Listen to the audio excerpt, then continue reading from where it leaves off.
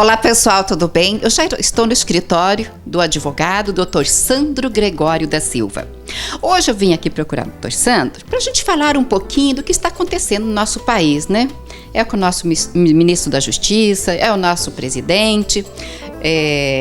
Eu vou deixar o Dr. Sandro falar um pouquinho, porque eu gosto muito de falar de política com o Dr. Sandro. Aliás, ele, né? Eu sei pouco, mas o nosso Brasil tá meio complicado, né? Tudo bem, Dr. Sandro? Tudo bem, Tamires? Já fazia um tempo que a gente não falava, né? Pois é, tá com saudade já. Para mim é uma honra, um prazer receber você aqui, mais uma vez para a gente discutir, né, temas importantes para um público do mais alto nível, que é o seu público, as pessoas que te acompanham. Obrigada. Programa da Família Humanamense. Parabéns mais uma vez. Obrigada, Dr. Sandro. Mas nós também, para nós, por programa da Tamires, é uma honra ter o Dr. Sandro, porque eu sempre falo que ele é uma pessoa, um advogado que assuntos gerais é com ele. Uma pessoa que está muito inteirada de tudo que acontece no país, na área dele também e tudo mais. Nada melhor um advogado também para falar o que está acontecendo com o nosso ministro da Justiça, que é o Sérgio Moro. O que você acha disso tudo? No que pode dar? Na verdade, assim, Tamires, o que nós estamos vendo no Brasil hoje é uma inversão completa de valores, né? Já vem ao longo de anos e parece que a nossa história, quando a gente tenta mudar essa história em definitivo, você encontra umas barreiras quase que intransponíveis, né? Então o que nós vimos aí nesses áudios, né? Que primeiro, são apócrifos, né? Não tem nenhuma comprovação de veracidade daquelas informações, não tem uma perícia, né, de um órgão competente, porque efetivamente a Polícia Federal nem teve acesso, né, a esses aparelhos, né, que, enfim, dessas captações, foi gravado em CD ou foi gravado em pendrive ou sei lá o que foi gravado. Até hoje não chegou num órgão público para apurar a veracidade. Se aqueles áudios foram feita a edição, né, cortes, enfim. E por outro lado, mesmo se aquilo fosse verídico, ali não tem nada, né? É uma água de salsicha, na verdade. Não existe o juiz comandando o Ministério Público, dizendo como é que ele deve fazer as ações. Faz isso, faz aquilo. Existe uma discussão entre os poderes, né? Até republicana, porque não tem uma indução ou uma determinação de ordem do ministro Sérgio Moro, ainda, eu reitero, ainda que fosse considerado válido pro procurador Dallagnol e para os outros procuradores. Então, na verdade, uma parcela da sociedade nossa, e não é pequena, é grande, né, que era adepta ao regime anterior, que se estabeleceu no Brasil por 16 anos, se agarra naquilo, enfim, quer prejudicar esse governo que está aí atualmente, quer derrubar o ministro, né? Então, e querem anular, por exemplo, eles acreditam, às vezes as pessoas que a gente até verifica, encontra até na rua, acreditam que o Estado brasileiro, que recuperou mais de 13 bilhões, né? 13 bilhões em recursos que foram extraviados da Petrobras, uma empresa que valia 200 bilhões passou a valer 40 milhões, um presidente que está preso, os maiores empresários, empreiteiros do Brasil cumpriram pena, alguns estão presos, deputados, ex-presidentes da Câmara, ex-governadores, grandes empresários, como se aquilo tudo fosse uma mentira, como se esse áudio que foi vazado agora do Sérgio Moro, em tese, que tem alguma veracidade, pudesse desmentir tudo aquilo que ficou para trás, né? E esses condenados foram julgados de segunda instância, foi mantida a condenação. Alguns já na terceira instância, no STJ, foi mantida a condenação. Então isso tudo entristece muita gente enquanto brasileiro, de imaginar que nós vivemos num país de malucos, né? De loucos mesmo. Porque na verdade querem inverter os papéis, querem colocar pessoas esclarecidas, né? Você vê na rede social, dizendo que tem que prender o juiz e soltar o Lula, por exemplo. Então isso, além de entristecer, você vê o que isso repercute nas ruas, né? Nós vemos aqui em Moarama uma crise enorme, como no Brasil inteiro, de desemprego, lojas fechando, pontos comerciais para alugar e não aluga, não desenvolve o país. Por quê? Por consequência disso. Na verdade, essas pessoas atentam contra o Estado e acabam causando uma crise no país, né? Ocasionam uma crise no país que repercute em toda a sociedade, com esses mais de 14 milhões de pessoas desempregadas. Não é raro você ver um supermercado abrindo ali com um salário de R$1.300, R$1.500 e formam filas que cruzam quadras e mais quadras, as pessoas implorando por um trabalho.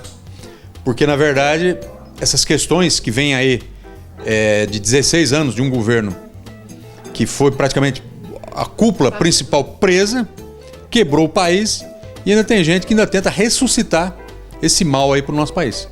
E, infelizmente, entristece, mas vamos fazer o quê? Nós temos que seguir em frente e trabalhar.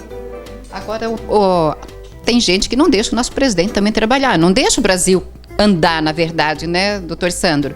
E deveria mesmo, que não é do partido presidente ou que não gosta dele, mas torça que dê certo, porque com certeza as pessoas às vezes estão até desempregadas.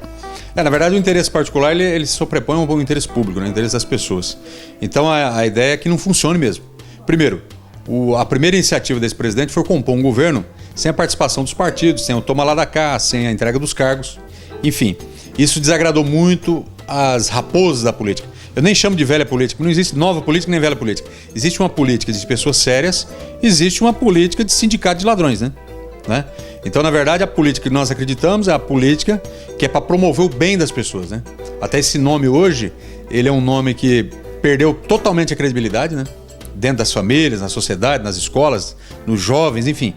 Quando se fala em política, e o significado da política é promover o bem geral, o bem das pessoas. É um significado bonito, o significado desse nome, mas que infelizmente no Brasil perdeu totalmente o sentido.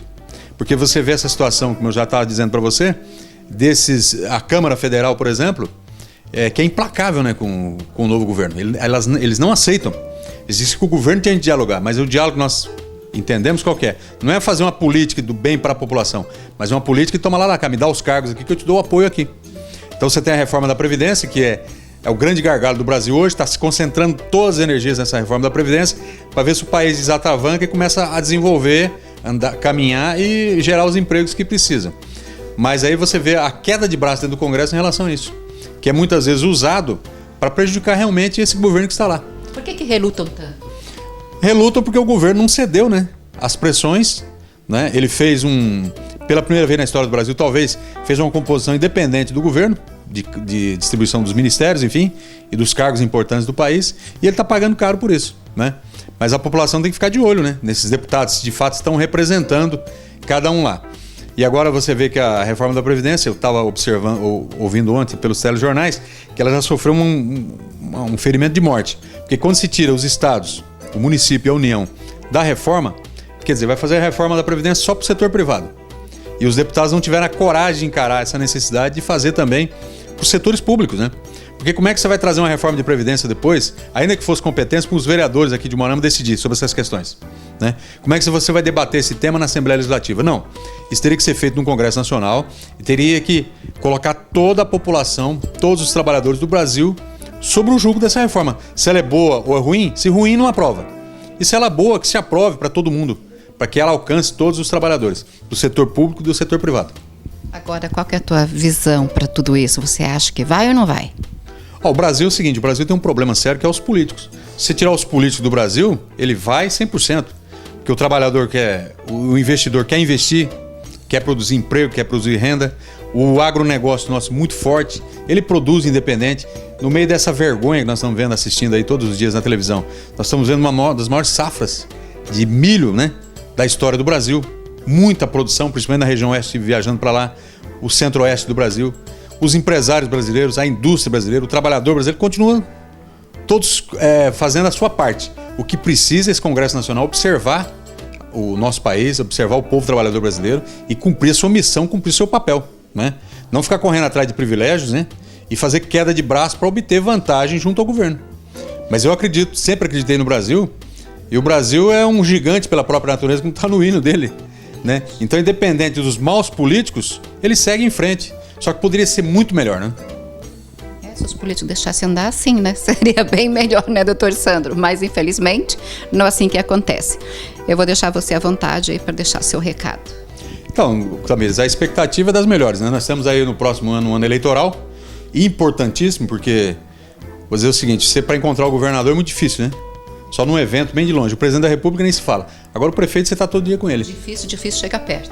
Exatamente. Então você tem aqui a Prefeitura Municipal, as casas legislativas, a Casa Legislativa, que é a Câmara Municipal, e o ano que vem a população de Moarama vai ter que eleger 10 vereadores, um prefeito e um vice-prefeito. Então, quando você vai para um processo, especialmente nesse que pode ter uma reeleição, dá para você observar o trabalho que foi feito, se aquilo atendeu às suas necessidades, a necessidade do município, né? Você tem novos candidatos, novas ideias, e é importantíssimo essa participação das pessoas, de experimentar o novo, de manter o velho, se é que aquilo te agradou ou que aquilo correspondeu às suas expectativas. Então é um ano importante para as pessoas já começar a debater agora nas entidades. E aí, sociedade rural, né? Associação comercial, os clubes de serviço, as lideranças de bairro, as associações de moradores, começar a debater amplamente o Morama, para ver o que o Morama produziu. Se o Morama teve, por exemplo, incremento na geração de emprego e renda, eu acredito que nesse aspecto nós estamos falho nessa questão. A participação de ICMS do município, se ele superou municípios como o de Cianorte, que é um município menor que nós, mas parece que arrecada menos. O que foi feito nisso? Né? Porque não adianta nós termos uma cidade bem organizada, mas não temos emprego. Aí as pessoas têm que pegar o ônibus para ir embora da cidade para ir trabalhar. Então é importante que se observe isso, que se faça um amplo debate, né, sobre o nosso município, porque o ano que vem é fundamental para a gente eleger os nossos representantes na Câmara Municipal e na Prefeitura Municipal. E mais uma vez, agradecer a sua presença, agradecer você ter me visitado, por ter me ouvido aqui, né? E dizer para você que eu estou sempre à disposição, desejar um grande abraço para você, para o Tiaraju, que é o cameraman, né? E para todos os telespectadores que estão nos acompanhando agora pela TV Kaiowá e pelas redes sociais. Muito obrigado, um grande abraço. Que Jesus te abençoe. Amém.